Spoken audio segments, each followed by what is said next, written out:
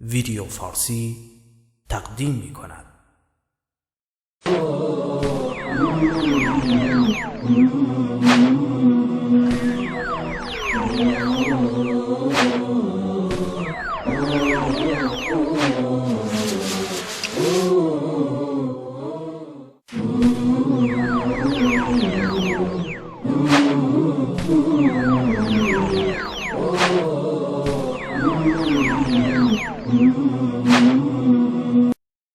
له الحمد فی الاولی و الاخره. خانم و آقایون، سلام مجدد عرض می کنم. رحمت و برکات الله رو برای همتون و هممون از پروردگار عظیم خواست دارم. خانم و آقایون، خدای تبارک در طول زندگیم برخورد کردم به افراد بسیاری، مرد و زن، درود خدا برشون باد. خداوند اونها رو هدایت فرموده است و از ظلمات به نور آورده، گاه از قلب سیبری در زمان حکومت ستمگری مثل حکومت شوروی اون زمان و گاه از قلب آمریکا یا اروپا یا هر جا. یهدی الله لنوره من یشاء. الله هر کس رو که بخواد به نور خودش هدایت میکند. امروز من در ماه مبارک رمضان که به مسجد میرفتم با دوست عزیزی و محترمی که امروز الان در حضورتون هستند آشنا شدم به نام لین، که ایشون قبلا کاتولیک بودند، آمریکایی هستند، اینجا دنیا اومدن، اینجا بزرگ شدن و آمریکایی هستند و از مذهب کاتولیک به مذهب اسلام رو آوردن و یک مسلمان خیلی معتقد و خیلی عامل و ماه مبارک رمضان رو روزه گرفته و هر شب به نماز میره در مسجد و ما ازشون خواهش کردیم که در این برنامه شرکت کنن. ایشون به انگلیسی صحبت خواهند کرد و این بنده الله تعالی مصاحبه رو به انگلیسی باشون انجام میده و بعد به فارسی ترجمه میکنه. خانم آقایون در بخش سوالات میتونن از ایشون سوال بفرمایند به زبان انگلیسی یا فارسی، که اگر به فارسی سخن گفتن این بنده الله تعالی دو طرف رو ترجمه خواهد کرد براتون ان شاء الله تعالی.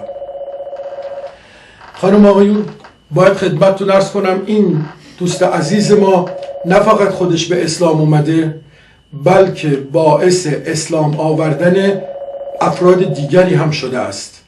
عرض کنم و اونها رو دعوت کرده و اونها یا مسلمان شدن یا در مرحله اسلام آوردن هستند. حال با این برادر عزیز صحبتی میکنیم. باز هم بسم الله الرحمن الرحیم. Assalamu alaikum wa rahmatullahi wa barakatuh. Very welcome to our program. Okay. So I welcome you to this program, and as you know, millions of Muslims and non-Muslims, or Muslims I should say, all around the world, including Middle East and in Iran, are watching you and enthusiastically waiting for your views on Islam and the trip that you took to reach Islam. And so welcome to Islam and welcome to this program and welcome to the entire Middle East. Everybody's watching you. So alhamdulillah, please tell us about yourself. خدمتشون خوش آمد گفتم. I'm translating و گفتم که در سراسر خاورمیانه و ایران مردم شما رو نگاه میکنن و خواهش میکنیم راجع به زندگیتون و راجع به سفری که به سوی اسلام داشتید با ما سخن بگید. What your background in your life, yeah. Please. Well, basically, I was born in the middle of America, which is the Midwest in the state of Iowa. I lived here till I was about 12 years old. I grew up in a Presbyterian Christian household. Okay. ایشون فرمایش میکنن که در ایالت آیوای آمریکا که از ایالات میدوسته، یعنی تقریبا وسط آمریکا، به دنیا اومدند و تا سن 12 سالگی در اونجا بودند و جزو کلیسای پرسبیتریان بودند که کلیسای پروتستانه. I thought you're Catholic. No. او پرسبیتریان. اشتباه از من بوده، تصور کردم ایشون کاتولیک نبودن، پرسبیتریان بودن که یکی از شعب مذهب پروتستانه. Yes, please. So growing up, basically, it was a usual life in the Midwest, you know, Sunday church. Usually Wednesdays you would go and do some gathering, but it wasn't a whole lot of a one-on-one religion. Mostly just your parents drag you along and you just basically follow the lead, and you grow up into a religion that you really don't really understand. You're given things to understand. When questioned, there's not really any meaning to it. You know, it's just basically concepts that you can't question because there's no really an answer for it. So you grow up basically falling away from that belief, but you still characterize yourself as being a Christian. Like most people in the United States will agree with that. Okay. Also, so my mother, she's half Turkish and her father was Muslim, but they weren't raised being Muslim. They actually grew up despising Islam because of, you know, the cultural shock and being American and your father from a different country and your mother being American. So Thank you. yeah. اوکی. ایشون گفتن که تا 12 سالگی در آیوا بودن ولی زندگی کلیساییشون اینطور بوده که روزای یک شنبه فقط به کلیسا میرفتند و جمعشون در کلیسای گادرینگ بوده. یه حالت نوعی مهمونی داشته در واقع. اینجوریه که پدر و مادر شما رو به کلیسا میبرن در اون سن و پدرشون اصل ریشه ترکی داشتند، اهل ترکیه، و مادرشون مسیحی بودن و هیچ کدوم بک‌گراند یا زمینه قبلی اسلامی نداشتن و ایشون میگن به مذهبی که من نمیفهمیدمش و یک سری دوگم، یک سری اصول رو به ما میگفتن. البته ایشون این کلمه رو به کار نبرد ولی من مکالمه با ایشون داشتم، مثل تسلیس، پدر پسر روح القدس، یه سری دوگم رو بهشون میگفتن و ایشون باید این رو میپذیرفتن همینطور. و بعد اضافه کردن مثل خیلی ها در آمریکا، یعنی قالب مذهب قالب افراد اینجوریه. و باید اضافه کنم you said like many other people in the United States. I have to say like many other people in the Islamic world too, in the entire world. That's true. It's Yeah. become a global issue. Okay, go ahead please. And so, knowing that you have a culture, a family history from another part of the world, you know, you don't really know much besides what you're taught in school. And you talk to my grandfather, his name's Mustafa Shingazer, so we talk, you know, but the whole idea of a different religion, you know, it was unknown until I moved to California after there was a divorce in the family, you know, and so we had to leave, and we'd move from Iowa to California. We'd come here, and I was around my family and seeing my grandpa, and you know, go to his house, you know, his meals are different, very Mediterranean, you know, Turkish, very original. And so, yeah, I look at the wall, and he'd have the paintings, you know, of pictures of the Hagia Sophia, the Blue Mosque. You know, I'd ask, what are these, you know, and you say, oh, this is the names of such and such. It's an interest, but the knowledge and knowing of Islam was still unknown until I reached an age of 15.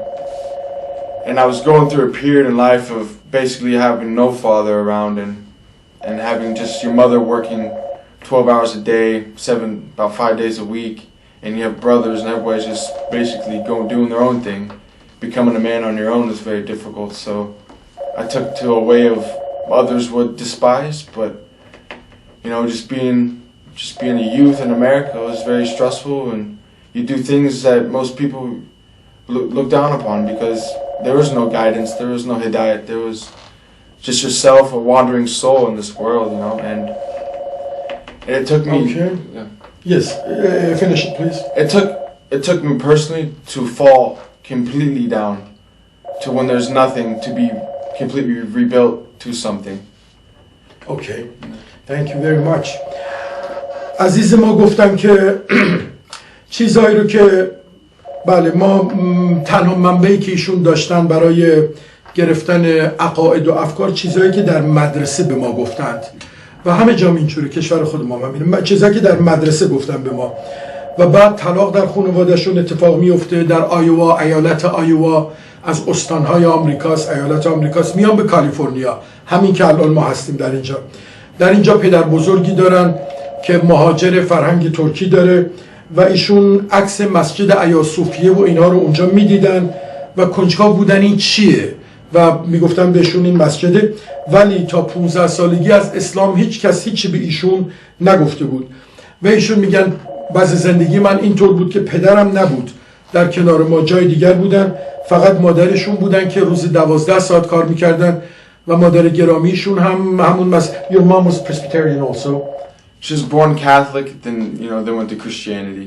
Okay, that was the source of my mistake. Yeah. Okay. مادر گرامیشون کاتولیک بودند اول، ولی بعد به مذهب پرسبیتریانیسم که یکی از شعب مذهب پروتستان در آیین‌های منتسب به مسیح اومده بودن. فقط مادر گرامیشون بودن و ایشون منبع براشون بودن و ایشون میگن جوان بودن و مرد شدن در آمریکا خیلی سخت بوده براشون و حتی کلمه‌ای به کار بردن wandering soul، یعنی یک روح سرگردان بودند و این متاسفانه زندگی خیلی هست در آمریکا و اروپا و در همه دنیا باید درس کنم، این پرانتز باز کنم.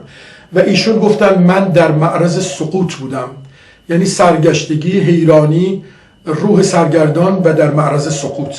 Yes, excellent. Yeah. And so, as I was saying, is that by me having to fall completely down as a person, my morals and expectations on life was very cynical. The outlook I was looking towards was basically as if I was to die or be killed from someone else. It was just a whole conception of this ideology that I've created it was going nowhere. No matter how much you try to suppress yourself by doing things and drinking alcohol or smoking hashish or anything like this, it was no matter how far you were in that. Yes. Okay. As example, I'm sure a lot of people can see that everyone tries to bring themselves so low, but then there's always something there that one voice is saying, you can be better than this. There's more than this. No matter how far you put yourself, there's always a way to come back. Yes. And so by me going through this, I ended up having to go live with my grandfather. I moved from a whole school, I went to another new school. And living with them one day, I'd ask questions. I'd be like, what's this in your house? What's this a picture of, What's this food? Why you eat with your right hand all the time, You always washing his hands every time, don't touch the bread until you wash your hands.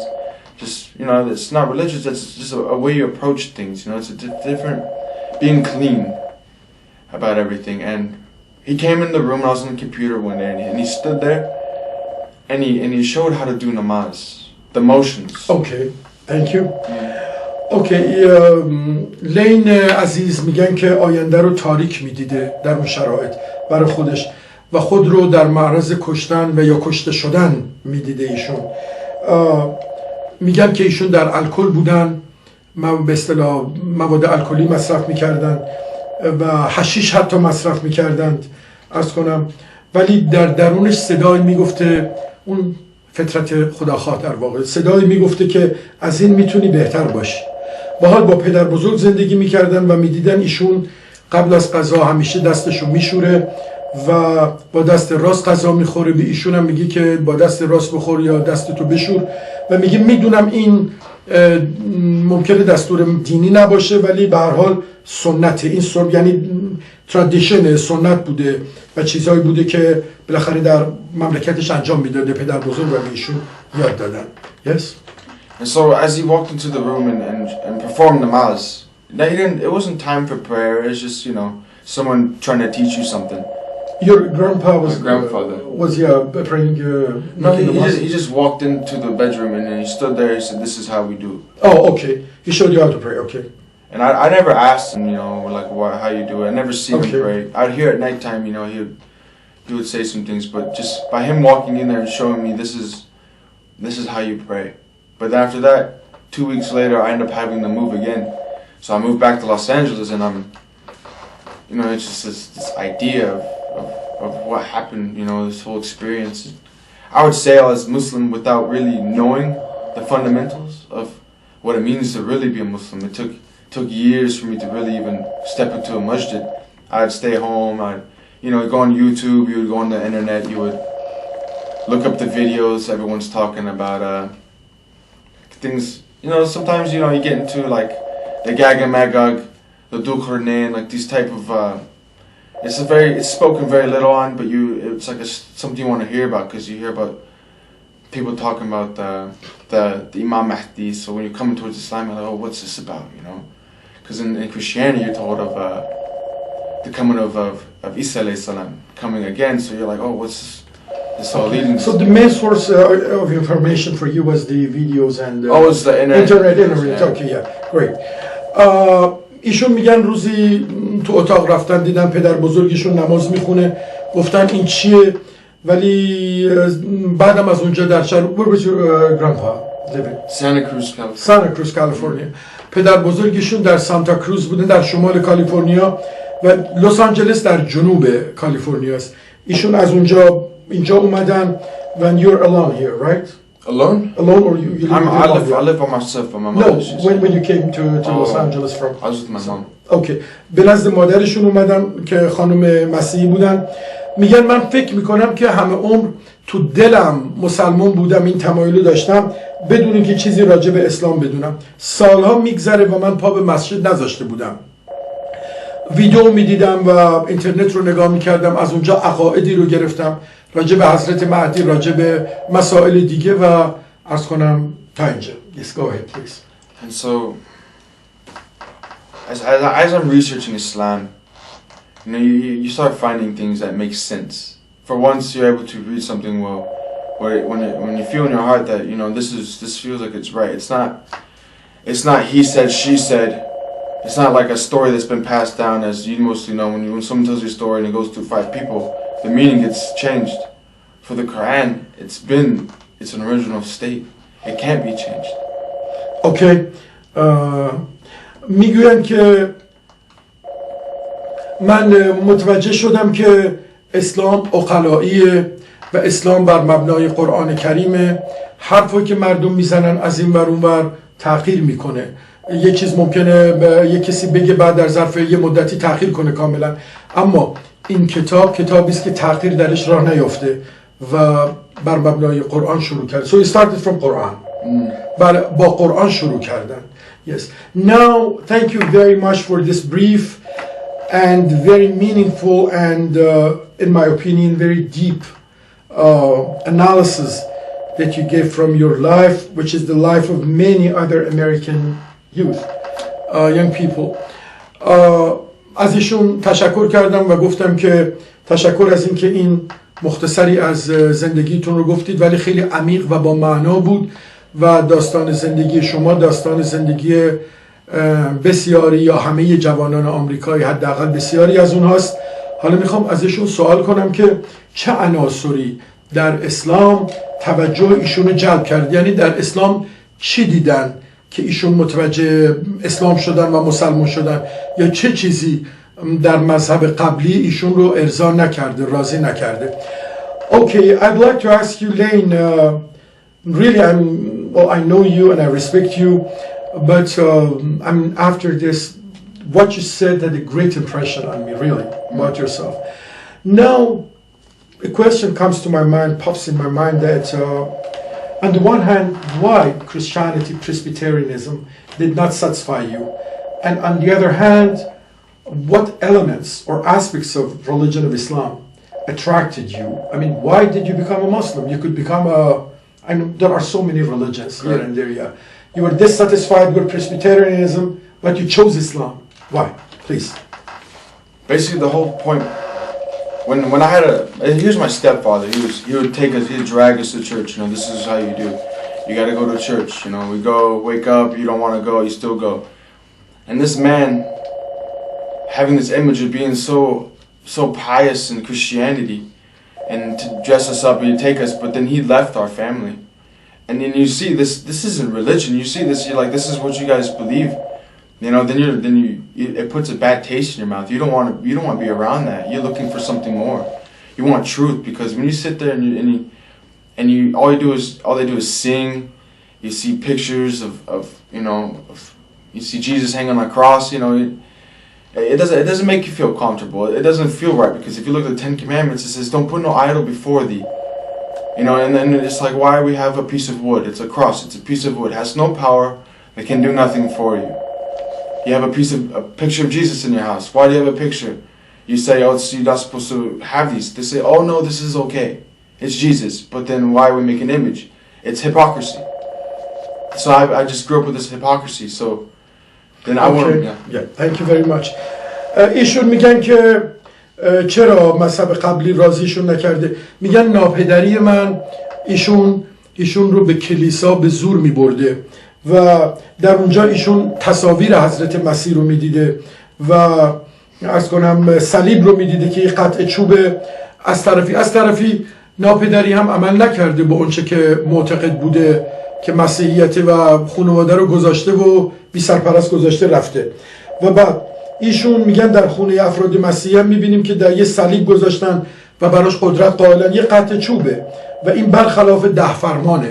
ایشون برخلاف 10 فرمان دیده و درستم میگن که در 10 فرمان حضرت موسی یکی از اولین فرامین این است که مجسمه از خدا نسازن و چیزی جز خدا رو نپرستن. خدا تصویر نداره جل جلاله. و ایشون میگن این به نظر من دورویی میاد. از طرفی بگیم ما معتقدیم به تورات، از طرفی در کلیسا مجسمه بذاریم و تصویر و صلیب و غیره. Yes. And how did you know that it's against the Ten Commandments? Did you become familiar with the Ten Commandments? Oh, that's like when you're like a child, they would tell you, oh, this is the Ten Commandments, memorize them. So it's a fundamental. It's very known. Even Muslims know this. Everyone knows this. گفتم که چجور فهمیدی اینا برخلاف 10 فرمانه؟ ایشون گفتن که ما از همون اول که کلیسا میرفتیم 10 فرمان رو به ما یاد میدادن و حتی بچه‌های مسلمان هم 10 فرمان رو میدونن چیه. یعنی گفته ایشون رو ترجمه میکنم، لذا میدونستند، یعنی عقلش رو به کار انداخته، میدونسته برخلاف 10 فرمان این گفتار و فقط سرود و عکس و غیره و غیره. Yes, go ahead. And so by this whole experience of going through a whole religion change, you start from a religion that you didn't really believe in, you just grew into it, but then you end up with nothing. So you're just doing your own thing in life. Then what? ایشون میگن نتیجه همه اینو پوچی بود، هیچ بود. So how do you? What aspects of Islam attracted you? Islam. I mean, how did you become? Did you read the Quran first, and then, or I mean, you talked to somebody? And what aspects? Because there are so many dimensions to Islam. Yeah. First, I went to a bookstore, which is out here. It's called Barnes and Noble. They have a little religious section, and so it's my birthday. I turned 18, alhamdulillah, and I bought my own Quran. I didn't know nobody to say, hey, give one to, you know. I saw a masjid, but you know, didn't really know to go in there. So I used to read every night. I'd sit there before bed. I'd read a couple pages, you know, and I just close it and I'd go to bed. Every night I made it that I'd read every night. It was in English, you know, of course, because I don't read Arabic. Okay. ایشون گفتن که من به کتابخونه رفتم وقتی 18 سالم بوده در جشن تولدم و یه قرآن خریدم و قرآن رو هر شب 2 صفحه از قرآن میخوندم و چون عربی نمیدونم قرآن انگلیسی میخوندم به زبان انگلیسی. Yes. And Islam, when you start hearing things about how to treat others with respect, how to eat, how to sleep, you know, the rights of women. You know, a lot of people like to say women in Islam are oppressed, but there was a set order of rules specifically directed towards the women in Surah Nisa that in Christianity it took them till about the 1800s, maybe till the 1900s to even get it correct that they had rights, even in the Western world. 1920, yeah.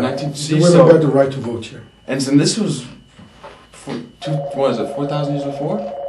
1,400 years before? 1400, 14 to 1500. So there's a big difference, and you know, and you see this like, wow, they were already on the right track, and it's just a bunch of dirt people were thrown on top of something so beautiful, and you just gotta brush it away, start seeing through things, and you have to be an intelligent person above anything, and you have to look past the ignorance of what you see on the news and the media that people are trying to portray this image for you. Thank you.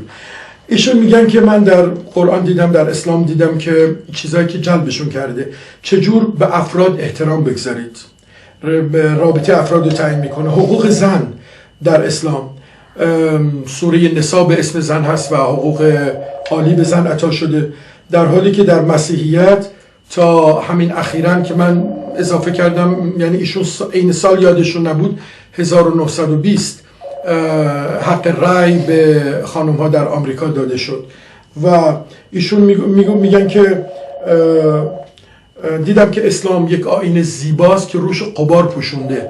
این غبار رو باید کنار زد و نتیجه که هست این است که وسایل ارتباط جمعی اسلام رو به نحو خیلی غلطی معرفی میکنن به مردم. Yes. And so basically what I would do, I'd go on the internet and I'd look on both sides. I'd look at the bias and non-bias, you know, seeing what the argument was and what the truth of the argument was. Because a lot of people would, I'd say I'm a Muslim, and they say, oh, so you guys believe this, you know, oh, Prophet Muhammad, peace be upon him, they said he was married to a child. So being new to Islam, I was told, don't respond to something unless you have the intelligence. You say to them, of course nicely, you say, I will go to someone who can tell me this so I can speak to you truthfully. So it's not out of an opinion, it's behind knowledge. There's a source that this came from, so it's completely haqq. And so I would just spend my time just going through videos and conversations of people trying to bash or bring up Islam. And so it took a while. You know, I went through a period of like, oh, maybe this is the wrong religion. Maybe what I'm doing is wrong. But then I'd meet people and it just make it more concrete that this is solid. This is something I have to do with my life. Thank you. میگن ایشون تحقیقشون رو واقعا وقتی ایشون صحبت میکنن من مصداق فبشر عباد الذین یستمعون القول فیتبعون احسنه و مصداق اون آیه‌ای که فرمایش میکند که الذین جاهدوا فینا لنهدینهم سبلنا دیدم ایشون رو میگویند از طریق اینترنت من نظرات هر دو طرف رو میدیدم، عرض کنم موافقین اسلام و مخالفین اسلام. و مثلا میدیدم که میگوین محمد صلوات الله علیه با بچه ازدواج کرده.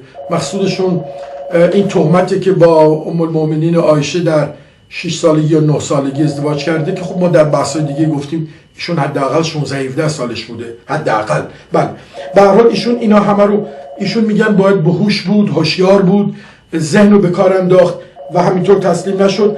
مکالمه داشتن علاوه بر اینترنت، مکالمه با مخالف و موافق. گاهی به این نتیجه میرسیدن اسلام خوبه، گاهی به این نتیجه میرسیدن اسلام بده.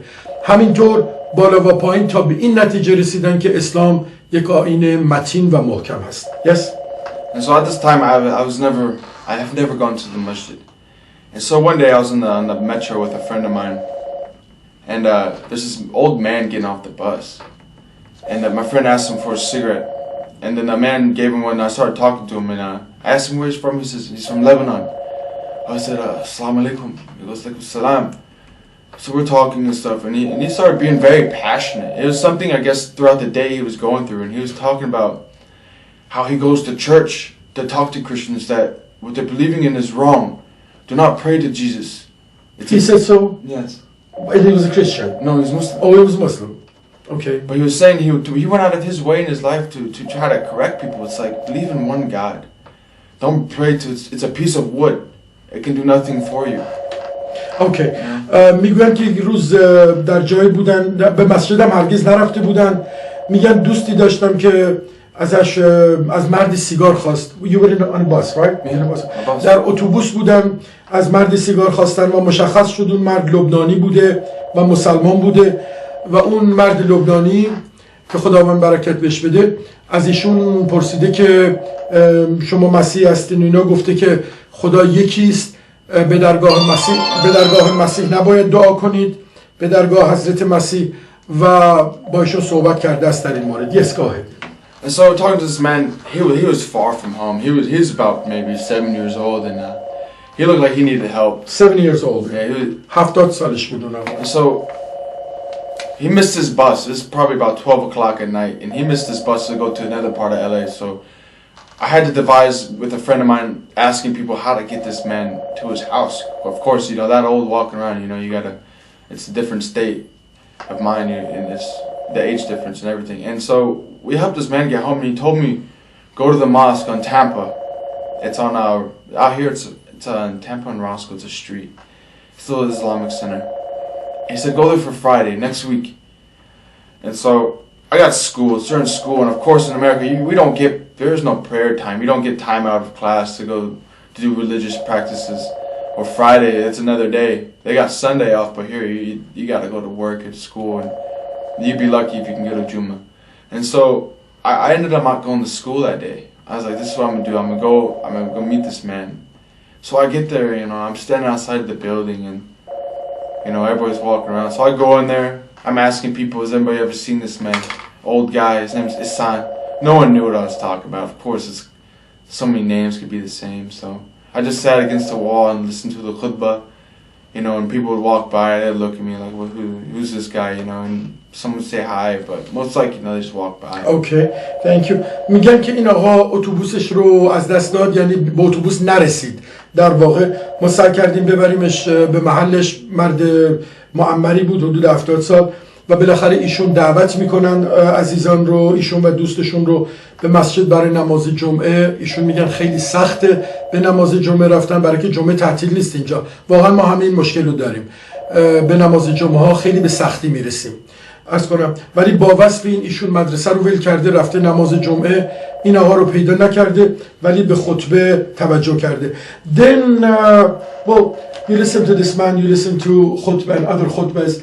What other aspects of Islam did you attract your attention and you said, well, this is the religion that I have to follow? کدام سیما یا عناصر در اسلام توجه ایشون رو جلب کرد که ایشون تصمیم نهایی رو گرفتن که من باید مسلمان باشم از این به بعد؟ I mean, you decided finally that you want to be a Muslim. Yeah. True. What were those, if you want to tell us, for example, the most important three things? سه چیز، مهمترین چیزی که شما رو به طرف اسلام جلب کرد. If you want to enumerate them. For one, it was, of course, the kalima. There's only one God, and Muhammad is the last messenger. Thank you. یک نکته که اولین چیزی که ایشون رو جلب کرده به اسلام کلمه لا اله الا الله بوده، که خدای جز الله نیست و محمد رسول اوست. این اولین سیمای اسلام بوده که جلبش رو کرده. Second? And second was the submission. To put yourself lower than yourself. Because as a human, submission to Allah. To Allah subhanahu wa ta'ala, yes. As human beings, we're so prideful, but to really put yourself low, put your head down, and actually to feel that you're before Almighty God. Yeah. Of course. دومین مطلبی که توجهشون رو جلب کرده و مسلمان شدن submission، اینا میگن اینجا، یعنی تسلیم به خداست، که پیشانی تو در مقابل خدا به زمین بذاری و کاملا تسلیم او بشی.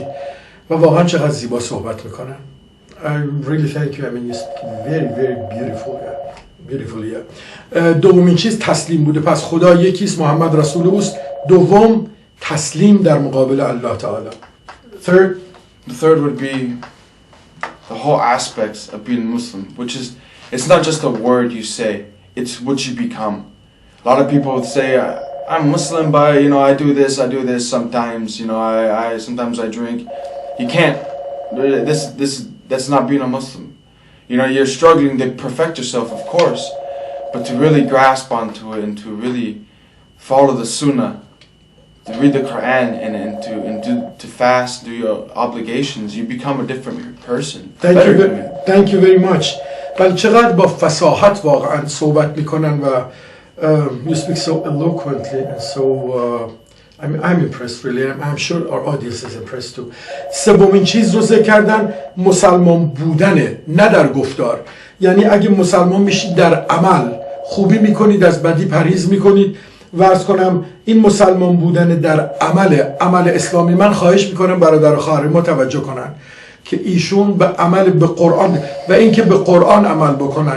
این من ترجمه میکنم گفته برادرمون رو. اول سنت رو ذکر کردن، گفتن اینکه به سنت عمل کنیم، به قرآن عمل کنیم، عرض کنم و این یک انسان والایی میسازه به اصطلاح. اسلام در عمل توجه ایشون رو جلب کرده. Yes. Do you want to add anything to it? So I'll go to the next question. Basically just the peace of being in the world is so difficult, but to have peace for once in your life, you just know this is okay. بله میگن، من گفتم به طور کلی چیز دیگه اضافه میخواید بکنید یا من برم به سوال بعدی؟ گفتن چیز دیگه که توجه ایشون رو جلب کرده صلح در اسلام، پیسه، به صلح، آرامشه، که عرض کنم انسان به آرامش میرسه، به صلح میرسه. بله قابل توجه اونایی که فکر میکنن با اینو خودم دارم اضافه میکنم، با خشونت و بمبگذاری میشه کسی رو مسلمان کرد. برادر مسلمان ما دوست مسلمان ما، عزیز ما، صلح و آرامش و محبت رو در اسلام دیده و جلبش کرده. Thank you very very much really. Now well, as I told you, I'm very impressed by your eloquence and the depth of your analysis that comes from your heart definitely goes to my heart and the heart of millions of Muslims all over the world. گفتم که من خیلی متشکرم و این از قلبت میاد، به قلب ها میشینه. تحلیل عمیقی کردی، من واقعا تحت تاثیر قرار گرفتم. میدونم خانم آقایونم همینطور خواهند بود که کلمه‌ای که به کار بردن wandering soul، روحی که به این ور اون ور میره، روح حیران، روح سرگشته میاد و در آغوش الله آرامشش رو پیدا میکنه. آمین یا رب العالمین، برای همه ما اینطور باشه. Lane, we believe that Islam is a medicine and a cure to our individual and communal diseases and illness, psychological, economic, socio-political, in all aspects of life. So could you tell us about some of the problems that the American youth encounter? Because you and me, us, offer this religion as a cure for the illnesses of social illnesses. What are some of the social or individual problems of the American youth? از ایشون سوال کردم. ما مسلمین معتقد هستیم، ایشون ما معتقد هستیم که اسلام دوای دردهای فردی و جمعی، روحی و سیاسی، اقتصادی، اجتماعی و این رو برای جوانان دنیا و آمریکا الان در این سرزمین هستیم، به خصوص برادرانی مثل ایشون که تبعی آمریکان، اهل اینجان و عرض کنم ما که مهمون هستیم ولی فرق نمیکنه، ما هم خیلی میخوام برسه به این سرزمین و این برنامه ها دلیل اون است به اذن الله تعالی. بعضی از مسائلی رو که جوانهای آمریکایی باش دست به گریبانند و اسلام دوای اون درداست برای ما بیان کنند. Yes, we are listening to you. Some of the problems, some of the most important problems of the American youth, which Islam could cure, inshallah. Inshallah. So, as you know, there's not really a role model for the American youth. There is these people in the media, movie stars. They become so famous, people end up dressing like them. They will end up trying to talk like them, be like them, walk like them. But then there's what's wrong with that? And what's wrong with that is because these people are acting. This isn't a real way to live. This is a movie. This is a false personality. This isn't something you wake up and you do every day.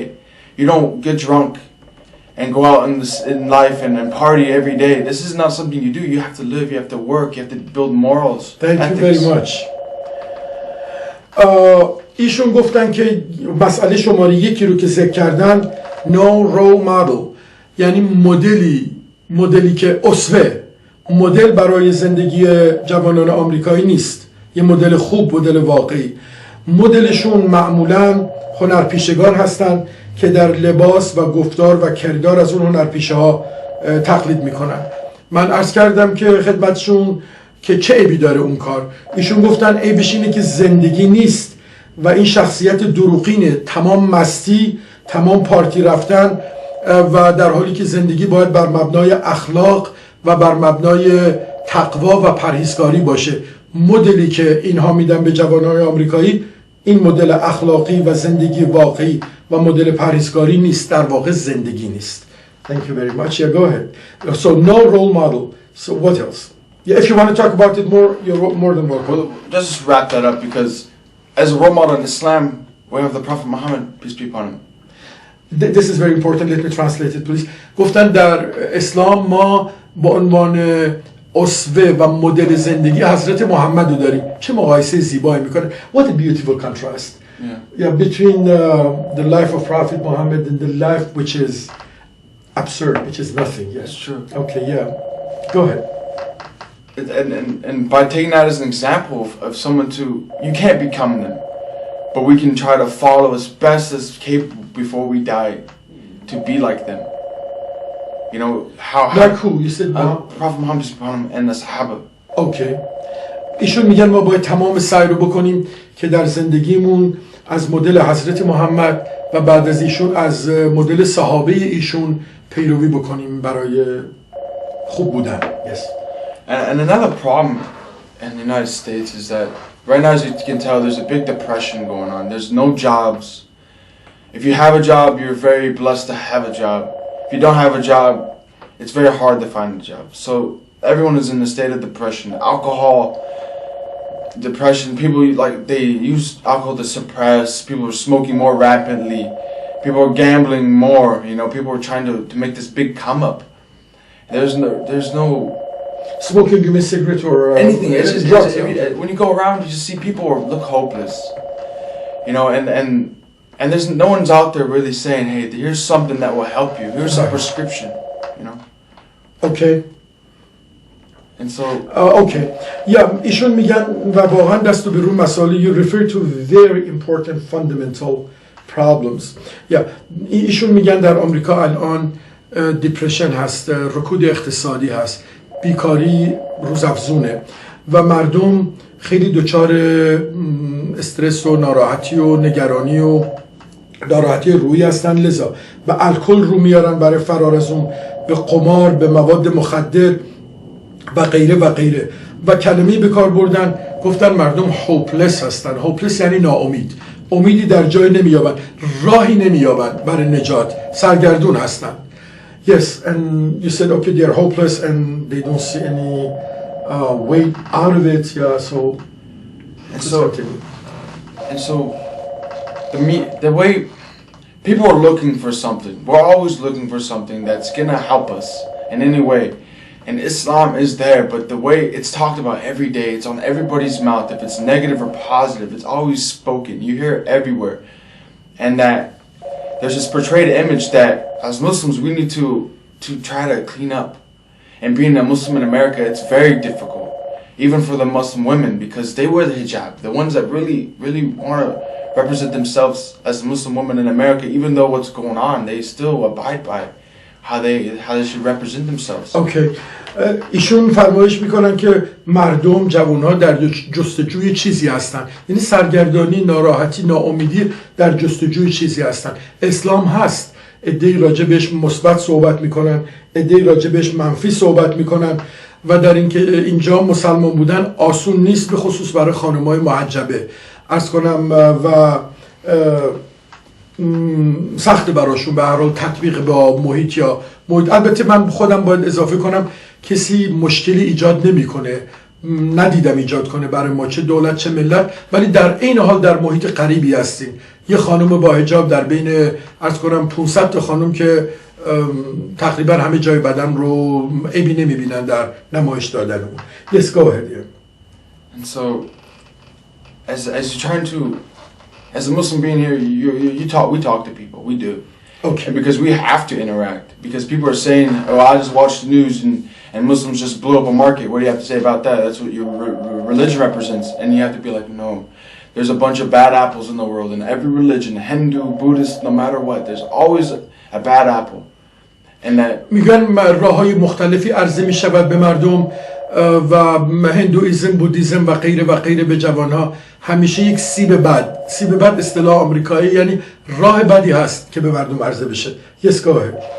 And I'd like to ask you about some other problems that I have witnessed as a professor, instructor, as a teacher. One is that the problem of the relationship between boys and girls, especially teen pregnancy, which is increasingly conspicuous in the United States. What do you think about that, or what's the prescription of Islam to cure that disease? خدمتشون گفتم من به عنوان یک مدرس در آمریکا با مسئله روبرو شدم که میبینم روزافزونه، آماراش هست و ما به چشم خودمون میبینیم و اون روابط دختر و پسر و آبستن شدن دختران 13-14 ساله و پدر شدن پسران 14, 15, 16 سال است که متاسفانه روزافزونه و اسلام چه راه حلی رو به نظر شما برای این قضیه ارائه میده؟ Yes. As you know, as we all know, that being Muslim, we're not allowed. It's not prescribed to go have boyfriend, girlfriend, because this can cause complications. You know, the women, as a man, we can date, we do these things, but as a woman, she loses something, and then that's her honor and respect. In America, it's very seldom you meet a woman that has this respect for herself. Yes. This dignity. اوکی. ایشون میگن در اسلام رابطه دختر و پسر من غیر ازدواج به نحو آزاد جایز نیست، نامشروعه، ولی به هر حال مردا این کارو میکنند. ولی در این سرزمین اما نکته اینه اون که در این میان بازنده است در درجه اول زنا هستن که احترامشون رو، یا دخترها هستن که احترامشون رو از دست میدن و به اصطلاح فارسی ساده یا عامیانه به کار ببریم خودمون دستمالی میشن و احترامشون از دست میره. Yes, go ahead. So when you turn on the TV, I think this become a global issue. There's always dating shows, people kissing on TV. At a young age, you're exposed to this. میگن که متاسفانه این مسئله جهانی داره میشه. تلویزیون خیلی مسئوله برای اینکه مرتب صحنه‌های سکسی و بوسیدن و اینجور چیزا رو به بچه‌های خیلی جوان نشون میده. Yes. And so you're already exposed to this at a young age, and it becomes basically your environment. And in your environment, you act about you would do in any country is how you grow up. So here it has been seemed for us to be okay to hold hands, to kiss in public, to go to dancing and dance with women, you know, and very be open with your sexuality. ایشون میگن که در همه جای دنیا هست، ولی در آمریکا تشویق هست بچه‌ها که عیب نداره که دختر و پسر دست همدیگر رو بگیرن، در ملأ عام همدیگر رو ببوسن، به پارتی برن و غیره و غیره. یعنی میخوام بگن این چیزایی است که منجر میشه. You want to say that these are the things that lead to teen pregnancy and those kind of things. Of course. ولی میگن حتما اینا چیزایی هستن که منجر میشن به اصطلاح آبستن شدن دختران خیلی کم سن و پدر شدن پدران خیلی جوان و کم سن به اصطلاح. So then, okay, let's get some questions from the audience, and then I'll come back to the questions. We're going to be here for 35 more minutes. من از خانم آقایون خواهش میکنم زنگ بزنن و اگه سوالی دارند از دوست گرامیمون بپرسند این رو، و اگه سوالی نیست که من دوباره ادامه بدم بحثو. بله، چون یه عده زنگ زدن. بله. سلام علیکم، بفرمایید. بفرمایید. اگه سوال به انگلیسی میخواید بپرسید میتونید بپرسید، اگه به فارسی میخواید من ترجمه میکنم. سلام. سلام خانم. سلام. سلام عرض میکنم خدمت آقای کلهار و برادر عزیزمون که تازه مسلمان شدن. Yeah, the ladies saying hi to me and سلام علیکم to me and to you. Alaikum salam. ایشون هم سلام دارن. ببخشید من دیر متوجه برنامه‌تون شدم. یه جایی بودم الان دیر برگشتم. اسم اسلامیشون چیه؟ She wants to know whether you have chosen an Islamic name for yourself or not. You know, I get that a lot, but the thing is that if you say my name a little different, you say Layin. It means humble or soft in Arabic. Okay. ایشون میگن خیلی از من این سوالو میکنن. منتها من اسمم که لین در آمریکایی با یه ذره تلفظ اختلاف تلفظ لین میشه که لین یعنی ملایم و مهربون و اینها. Let me answer real quick. Yeah. Because the Sahaba before they were توجه بفرمایید دارن سوالتون جواب میدن. صحابه before they were Muslim, they had a normal name. So because they became Muslim, their name becomes Muslim as well. بله، میگن صحابه گرامی قبل از اسلام یه اسمی داشتن، بعد از اسلام هم همون اسمو حفظ کردن. به اصطلاح خودشون مسلمان شدن دیگه اسمشون که مسلمان نمیشه، اسمشون میمونه. Yes. Yeah, that's a very good answer. Yeah. بفرمایید خواهش میکنم.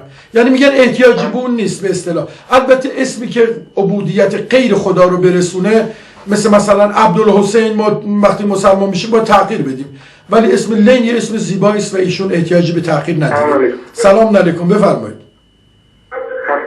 تشکر، بفرمایید. سلام برادر عزیز، بگین اگه اسمشون عوض کنه خیلی خوب میشن. دیگه تشکر میکنم. Okay, چشم. He says anyway it will be a good idea that you take an Islamic name too. Inshallah. I agree more with you, but this is what's going on here. تشکر میکنم. سوال دیگه هست خانم آقای؟ سلام علیکم، بفرمایید. الو. سلام عرض میکنم، بفرمایید. سلام علیکم، خسته نباشید. تشکر. خوب شما سلامتی؟ قربان شما. برادر لعینم سلام عرض میکنم که انشاءالله مبارک باشه که اسلامشون و همیشه پایدار باشن با ایمان از دنیا برن. And he prays for you that inshallah when you grow old, you go to the other world with much iman. Yeah. Inshallah khair. Okay. Jazakallah khair. ایشون هم گفتن جزاکالله خیره. بفرمایید. انشالله. بعد میخواستم بپرسن که ایشون تو آمریکا مثلا اونجایی که هستن کالیفرنیا لس آنجلس آیا تو این شهر مرکز جماعت تبلیغ دارن یا نه؟ مرکز چی؟ مرکز جماعت تبلیغ. مرکز دعوت و تبلیغ. چشم. Are there any Islamic centers to Islam to call to God Almighty in Los Angeles, in California? Oh yeah, there's a lot. There's probably like I think about maybe 500 or so. There's a lot. میگم خیلی تا اونجا که میدونم یعنی ایشون حدود 500 تا لااقل هست. بله. ایشون خودشون تشکیل شدن یا نه؟ خودشون چی شدن؟ تو این مراکز جماعت تبلیغ رفتن وقت زدن با این برادران تبلیغی مثلا تشکیل شدن یا نه؟ نشست و They're saying, I mean, do you associate with these brothers in the Islamic centers? Do you go over there? Socialize with them? Are you associated with them? Oh, with the community. The community, I mean, Islamic communities and Islamic centers. Of course, alhamdulillah, I've been able to lately to really on a daily basis. بله میگن الحمدلله به نحو روزانه من با ایشون در ارتباط هستم. بله من خودم ایشون رو دیدم در مساجد و با ایشون اصلا در مسجد آشنا شدم. مسجد برادران پاکستانی ما. بله. بله. ما منظوری نیست که مثلا کل دنیا مثلا صحبت من گوش میکنه که کل دنیا برید تشکیل بشه. نه ما منظورم نیست.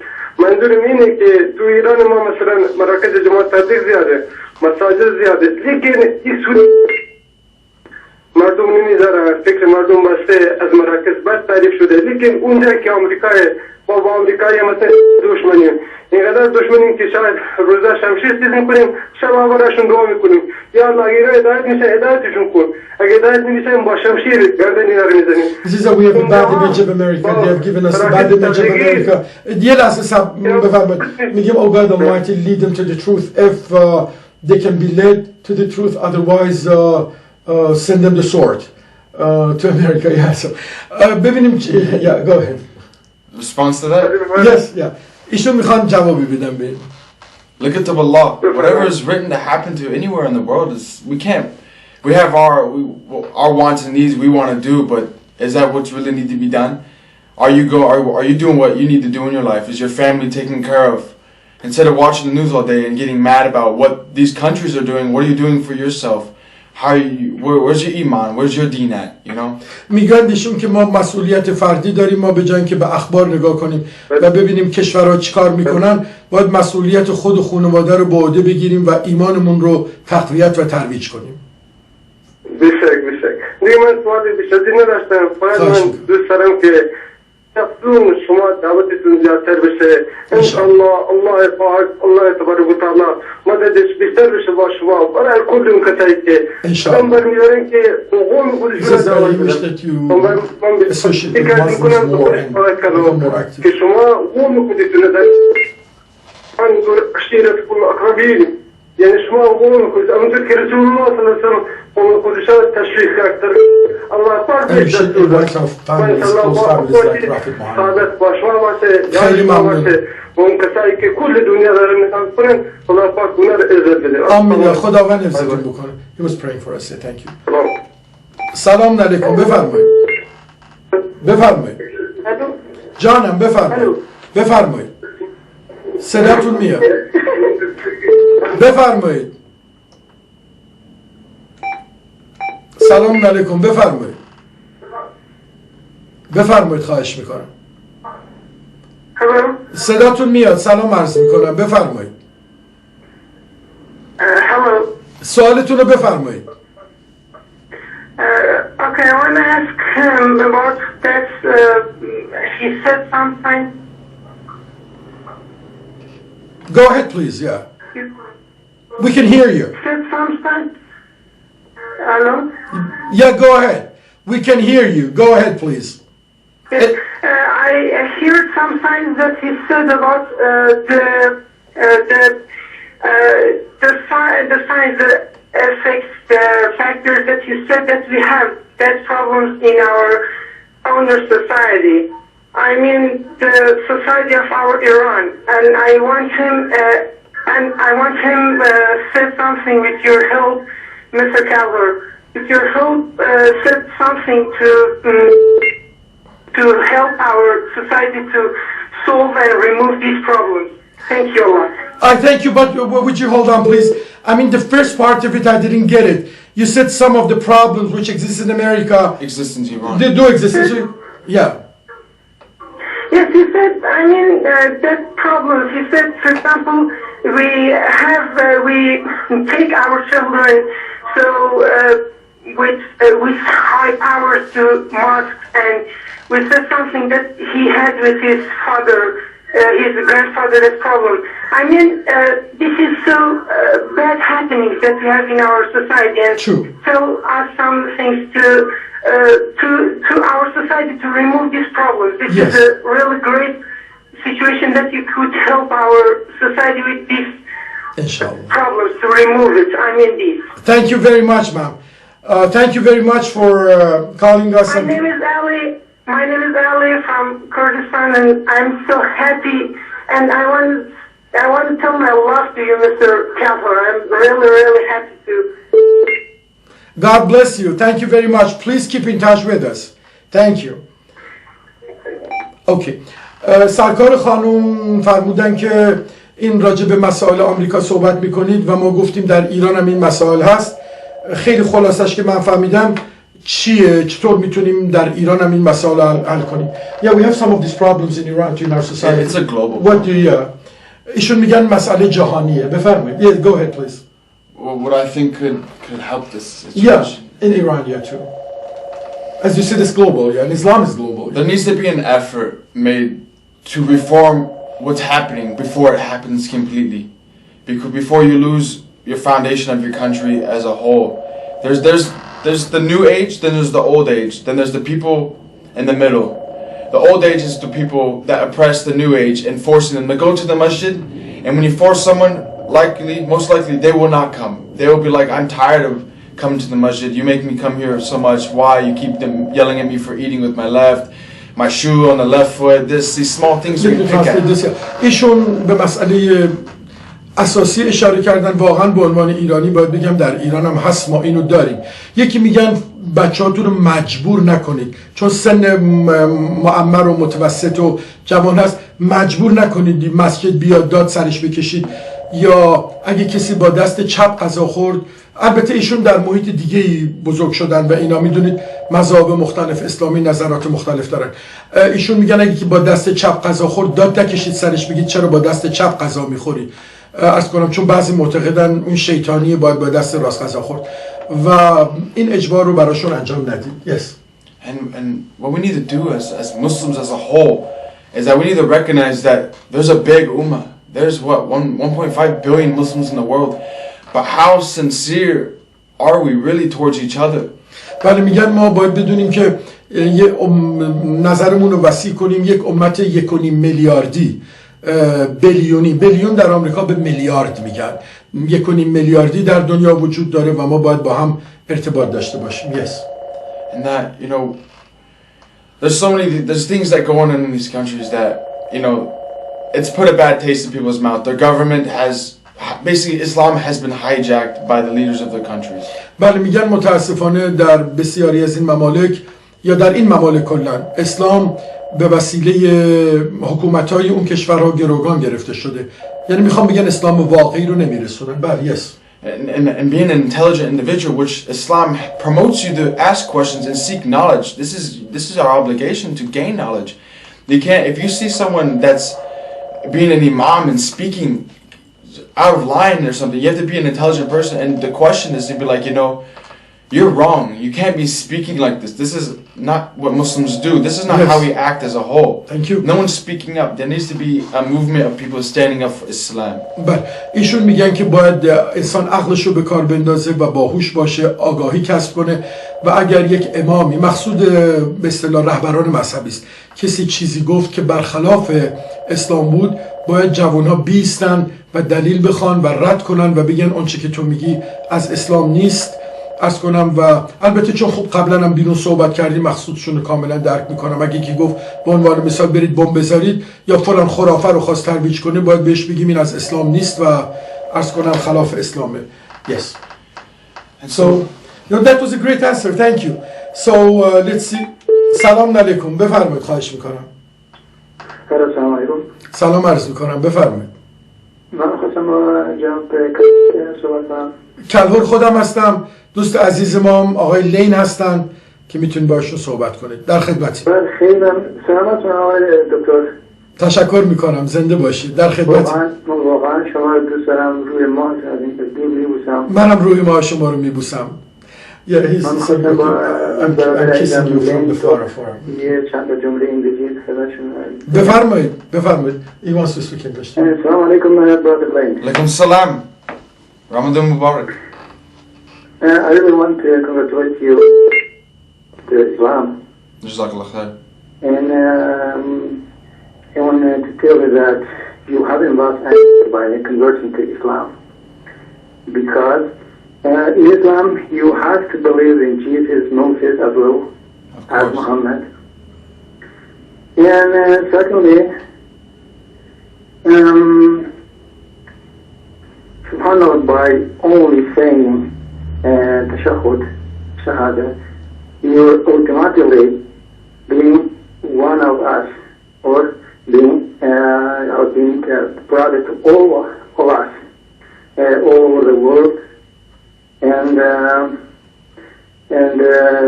first thing I want to tell you is that Islam is the only religion that puts you in direct contact to Allah subhanahu wa ta'ala.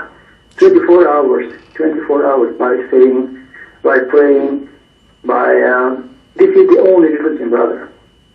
من ترجمه کنم یه لحظه. ایشون تبریک گفتن به برادر گرامی، دوست گرامیمون به اینکه مسلمان شدن. فرمودن که با گفتن لا اله الا الله محمد رسول الله مسلمان میشی و یکی از ما میشی و اسلام تنها دینی است که شما رو در تماس مستقیم direct contact، تماس مستقیم با الله تعالی قرار میده. بفرمایید. خواهش میکنم. The last thing I want to tell Elaine is that there is a prophet, hadith of the Prophet ﷺ. He said that he said to his converts, "Oh, I really miss my brothers." He said, "I really miss my brothers." And they asked him, "Aren't we your brothers, Ya Rasulullah?" He said, "No, you are my companions. My brothers are those who believed in me without seeing me, and they followed me."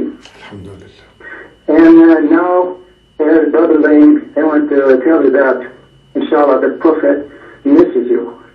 He misses you a lot, because you are one of us that believed in him without seeing him.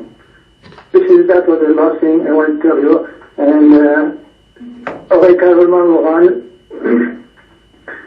شما رو دوست دارم متقابل و واقعا بیادبی بعضی از بیادبان یعنی اظهار تأسف میکنم که به خدمت بزرگواری مثل شما بیادبی کردن. خدا حفظشون.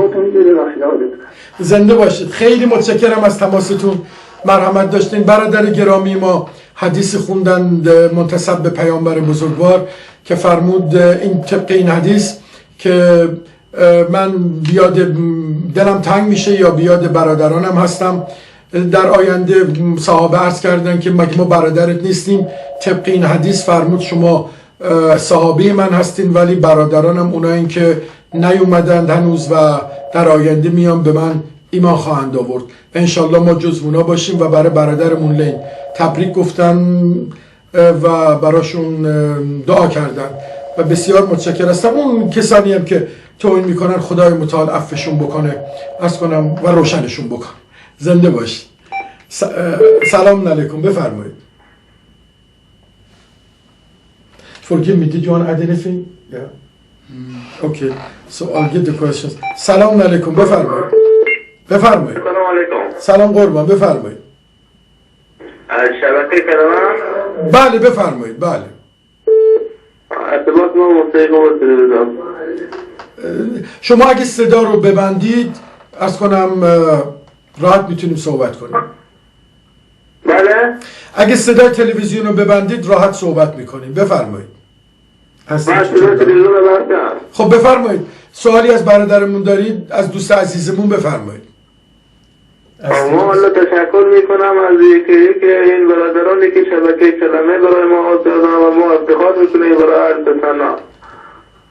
الحمدلله، خدا حفظشون بکنه و حفظتون بکنه.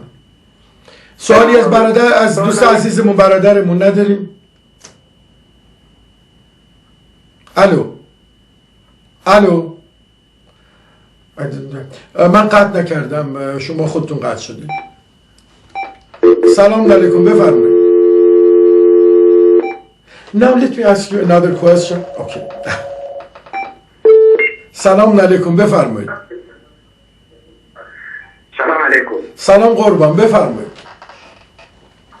انشالله شب و روزتون بخیر، وقتتون بخیر باشه. سلام و صلوات خداوند بر شما و تمامی یاران و دوستانتون و این شبکه مقدسه. و خیلی خیلی خوش آمد میگم به برادر دینی از روزشون به جریه امت اسلام و به شما و به تمام مسلمانان و به ایشون تبریک میگم. خداوند یار و یاورتون باشه. خداوند پشت بناتون و پاهای خیر مؤمنان بدرقه راهتان باشه.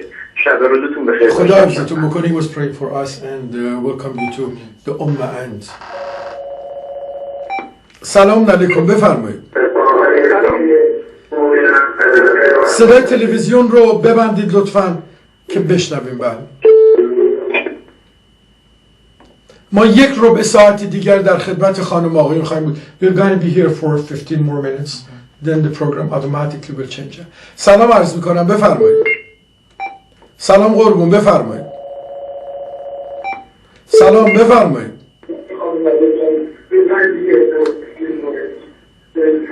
بفرمایید. الو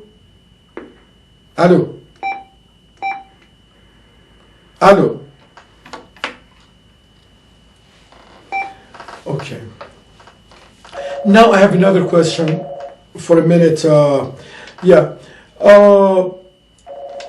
The anti-Islamic propaganda all over the world says, and unfortunately the actions of some Muslims invigorates this perception that Islam is religion of violence. Right. And we know that it's not. So what kind of, if an American brother, an American friend asks you that, well, Islam is religion of violence, and look at the Muslims, they install bombs and devices here and there and this and that, how would you answer them? از ایشون سوال کردم تبلیغات ضد اسلامی، اسلام و آیین خشونت و بمبگذاری و غیره معرفی میکنه. اعمال بعضی از ما مسلمین هم متاسفانه اینو تایید میکنه. این ور اونور دنیا بمب میگذارن، چه میکنن، برخلاف اسلام بدون تردید. ولی از ایشون پرسیدم اگه یک دوست آمریکایی، برادر آمریکایی از شما اینو بپرسه جوابتون چیه؟ Go ahead, please. So when someone asks me about why Muslims do this, or is Islam religion of violence? First thing, no. Islam is a religion of defense. You do things under circumstance. It's all about knowledge and how you interpret the correct way. You know, it's all situation. میگن اسلام آیین خشونت نیست اما آیین دفاعه. Do you consider Islam, I'm sure you don't, but if you do, consider go to Spain for example, or any other country, Iraq, or England or France, and put a bomb somewhere. I'm absolutely sure you don't condone of it. No way. Is it against Islam or not? Of course it's horrible because پرسیدم آیا شما مسلم تایید نمی کنید کسانی که میرن در اسپانیا، فرانسه، انگلیس، عراق، جای دیگه بمب میگذارن؟ ایشون میگن این چیز وحشتناکیه. ما ایشون تایید نمیکنه به عنوان یک مسلمان. Yes, go ahead. look at during the month of Ramadan, I'm sure you turn on the news and you've already seen that as Muslims, we are still doing things during the month that we're told you will not shed blood in this month, you will not fight each other. This is the month of sabr, patience, the month of Rahman, and we're still going and planting bombs in markets and blowing yourself up. انتقاد میکنن میگن این ماه مبارک رمضان، ماه صلح، ماه محبت، باز ما یه عده رو میبینیم میرن تو بازار بم میذارن و یه عده بیگناه رو به خاک و خون میکشن. Yes. Where's the humiliation, you know? There's too many people out there, and I know that what stops us is that if you see someone going the wrong way, you have to correct them. You have to stand up and say, this man is thinking a little different. You have to be a brother or a sister to that person and say, hey, don't think this way. Don't take your anger into actions. Pray upon it. میگن اگر کسی این تمایلات رو داشته باشه باید اصلاحش کنید، دعا براش بکنید و از این را بازش دارید. به عبارت دیگه امر معروف نهی از منکر که راجع بهش صحبت میکنه. Yes sir.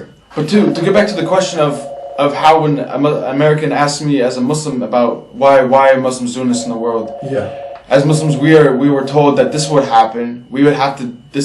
Muslims have the strongest test, and with this test, that people take advantage of that, and they're doing things in the world that we can't stop them, but we have to do our best to prevent them. میگن ما مسلمانایی هستن که به اسم اسلام این کارا رو در دنیا انجام میدن، ما نمیتونیم متوقفشون بکنیم در آمریکا و اینا، ولی در این حال میتونیم ممانعت بکنیم از این کار. اگه نمیتونیم دستشون رو بگیریم متوقف کنیم، لااقل ممانعت بکنیم از این کار. So how do you see Islam is religion of peace? So anyway, there have been wars in here. Of course. گفتم اسلام پس چجوری میگید آیین صلح؟ خب کلی جنگ بوده هست. بله. As you see, the history of Islam has went from the four guided imams. Then after that, everyone slowly. For guided caliphs, you mean? Caliphs, yes. Yeah. They started getting farther away from Islam. Then now we look at the present day of corrupted governments. میگن ما اسلام زمان پیامبر و چهار خلیفه، امام خلیفه، چهار خلیفه اول بوده، ولی به تدریج حکومت‌ها از اسلام دور شدن در طول تاریخ. Yes. That we have to look at the original form of Islam, the beautiful form, take off the dirt and look at it at the prior stage, everything before we see now, and have to think about how it has changed and how we need to hold on to what's the true form of Islam. Excellent. ایشون میگن که ما باید به اسلام اولیه مراجعه کنیم و خاک رو و کثافاتی رو که رو اون ریخته کنار بزنیم، ببینیم چقدر زیباست، چقدر خوبه و به سوی اون اسلام برگردیم و بدونیم اینی که به ما داده شده اون اسلام واقعی نیست. Yes. And by letting other people make up your mind about your religion, that's just making an excuse for you to do nothing in your life. Because one person is making making a mistake doesn't mean you have to say, okay, I can't be Muslim no more. This is bad. Well, you don't take their example. You already know the true example, so why are you making an excuse to follow them as the bad example? You know they're wrong, so don't even pay attention to them. Correct them if you can, if not, avoid them.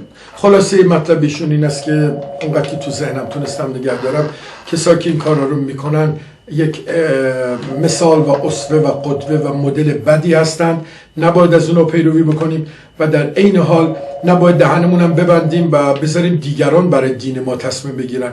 ما باید اعلام بکنیم که اسلام واقعی، همین یه دقیقه پیش گفتن اسلام صدر اسلامه، اون اسلام واقعی چیه او رو معرفی کنیم. Yes. Thank you very much.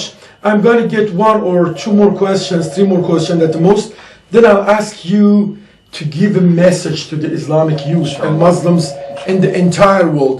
ما چند تا سوال دیگر هم میگیریم، بعد از دوست گرامیمون تقاضا میکنیم که پیامی آیا دارن برای جوانان در جهان اسلام و در دنیا در آمریکا، غیر آمریکا بدند. خواهش میکنم بله سوالاتتون رو مطرح بفرمایید. سلام علیکم، بفرمایید. الو. سلام عزیزم، بفرمایید. سلام علیکم. سلام قربون، حال مبارک. شب شما بخیر. جناب عالی هم همینطور. اینجا روز، البته روزتون بخیر. شب شما بخیر، روز ما بخیر. در خدمت شما. آقای کنگور معذرت میخوام، شما چه وقتایی تو چه شبکه برنامه دارید؟ He wants to know where do I speak, I mean in which channels. من در پایگاه اصلی شبکه عرض کنم مبارک کلمه است و من قاعده روزهای شنبه و یک شنبه، یعنی یک شنبه شب و یک شنبه شب ساعت 10 شب به وقت خود ما در ایران در خدمتتون خواهم بود معمولا. و فعلا که تعطیلات تابستونه شاید در حدود 9 روز 10 روز تعطیلات تابستون تموم میشه. من صبح هم دوشنبه، سه شنبه، چهارشنبه در خدمتتون هستم ساعت 10 صبح به وقت ایران به اصطلاح، ولی اصلا جمعه شنبه یه شنبه است و وقتی مدرسه ها باز به شما دوباره سر کار باید بریم، در این صورت شنبه ها و یک شنبه بعد ظهر ساعت 10 شب در خدمتتون خواهم بود انشاءالله. خیلی خیلی ممنونم. خواهش میکنم. از برادر عزیزمون سوالی ندارین؟ جانم. از دوست عزیزمون سوالی ندارین؟ نه حیوان، فقط سلام ما رو بهشون برسونیم. همین. He's saying assalamu alaikum to you. He says give him my regards. ایشون هم سلام دارن خدمتتون. سلام علیکم، بفرمایید. جانم. سلام قربون، بفرمایید. الو. جانم. الو. جانم. من انتظار دارم به خصوص برادر و خواهرایی که انگلیسی صحبت میکنن رو خط تشریف بیارن و تشویق بکنن برادر عزیزمون رو. بفرمایید. خواهش میکنم. سلام علیکم. سلام علیکم، بفرمایید. آقا شبتون بخیر. شب شما بخیر. شبت بخیر. شب جناب عالی هم بخیر. آقا صورت این آقایی که تازه مسلمان شده صورتشو میبوسم، نور از صورتش میبینم. He says that I see a light in his face and I'm kissing his face from a distance. Yeah. So he's kissing you. And you can say I kiss you too. ایشون هم صورت شما رو میبوسن. بله در خدمتی. صورت شما هم میبوسم، خدا شما را انشاءالله روی ماهتون رو میبوسم. شما را خدا انشاءالله توفیق بده به شما که برای ما تبلیغ دینی میکنید. خدا شما رو حفظ کنه. وظیفه است. لطف الله. قربان شما. خیلی مرحمت. Do you want to give a reply to that?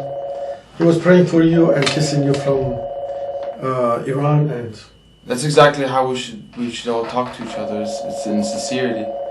And I really appreciate it. میگم خیلی متشکرم. جزاک الله خیرا. این همون جوری که ما مسلمان‌ها باید با هم صحبت بکنیم با صمیمیت، محبت. این سوال آخر میگیریم. This is the last question and we'll go for your message. سلام علیکم، بفرمایید. سلام علیکم. سلام قربان، حال مبارک. الو. جانم بفرمایید. میخواستم من صحبت کنم با این آقای کل. بفرمایید، کلار هستم، بفرمایید. خسته نباشین، حال شما خوبه، شبتون بخیر. جناب عالی هم همینطور، شب شما بخیر. من واقعا خیلی خیلی خوشحال شدم دیگه. اصلا این دوستمون رو دیدن امشب یه حس و حال تازه گرفتم. الان دیر وقت شب تو تهران، ولی باز من خیلی خیلی خوشحالم ایشون میبینم. تمام زیاد خدمتشون دارم. من ترجمه کنم I'm very very happy to see this friend. Allah give him prosperity. به دوستاشون هم تو آمریکا بگن انشالله اینا هم خودشون دوباره کمک کنن که پیشرفت کنه اسلام تو اونجا. Inshallah. He says, okay, he's very very happy also it's late at night that he's seeing you and says hi to you and says assalamu alaikum to you and says assalamu alaikum to Muslim brothers and try to spread Islam in the United States. Inshallah. Inshallah میگن این کارو میکنیم. خیلی ممنون هستم. خواهش میکنم خانم آقای زن if you have a message for the Islamic world go ahead. Everything is yours here. من پیامی برای جوانان مسلمان دارم در سراسر دنیا به خصوص در کشور ما. Go ahead. As Muslims we need to really as a whole we need to come close because we are so far from each other right now. Like the world we all know what's going on and people aren't coming to the masjid as you might see now that your masjid's a little more emptier during Ramadan. The effort's a little different. People they're tired of fasting. The prayers have become autopilot. As soon as you're done with salat, you're just instantly habit. It became a habit. Don't make it a habit. Make it a lifestyle. Make this something that you love to do. Pray your salat, inshallah. Like eat halal food. Try to do the halal things. Try to put yourself in the jama'at. Be around those who are doing good things, who are talking and keeping the word of the zikr of Allah subhanahu wa ta'ala in their tongue. Correct people if they're wrong. We need to stop letting these things happen in the world. You know, we need to unite. There's so many countries that are Muslim, but when we all get together, everyone's more concerned about where they feel more comfortable with, when we should be all comfortable with each other because this is an ummah. This isn't no separation. This isn't one. There's no sides. There is no Shia. There is no Sunni. There's no Hanafi. There's no madhabs. This is all Sunnah. We are all Muslim. There's only one kalima. La ilaha illallah Muhammad Rasulullah sallallahu alaihi wasallam. Thank you very much. ایشون میگن باید متحد بشویم، به هم نزدیک بشویم. ما الان با هم دوریم، گاه مساجدمون خلوت از یکدیگر، نماز به صورت عادت در اومده، در حالی که باید در گفتار، نه فقط در گفتار، در عمل نمازخون بشیم و نماز زندگی ما باشه. واقعا زیبا میگن نماز زندگی ما باشه. غذای حلال بخورید، مؤمن باشید، با مؤمنین متحد بشید، شیعه و سنی نکنید. نه شیعه داریم، نه سنی داریم، نه حنفی داریم. یک کلمه است و اون کلمه اسلام. لا اله الا الله محمد رسول الله و آخرین کلامشون این بود که باید متحد بشیم. Lane, I thank you very, very much. This is your first program here, but I hope and I pray to Allah this will not be the last. I'll continue with you, we'll continue with each other, and I'm going to invite you to come here more and talk to people about many things. I have to say that I was really impressed by what you said, by your approach. It's Islamic, it's Islam. Welcome to Islam. And you know, the best Muslims of the world were those who converted to Islam, the companions of Prophet Muhammad. May Allah be with you. And we, you and I and all of us, shoulder to shoulder, will serve Allah Almighty, inshallah. از ایشون تشکر کردم. واقعا تحت تاثیر قرار گرفتم. یه جوان آمریکایی که همه وسایل فساد براش آماده است، ولی خدای تبارک و تعالی رو ستایش رو بیرون آورده، به اسلام هدایت فرموده و ایشون یک تبعه سیتیزن خیلی بهتری برای کشورش، برای آمریکا هست الان. و ما از خدای تبارک و تعالی سعادت و سلامت ایشون رو، همه ملل روی زمین رو و ملت آمریکا رو و ملت ایران رو و همه ملل اسلامی و همه دنیا رو خواست داریم. و آخر دعوانا ان الحمد لله رب العالمین والسلام علیکم و رحمت الله و برکاته. Thank you very much on my behalf and behalf of our really great friend Lane. از طرف خودم و ایشون تشکر میکنم. بسیار ممنون.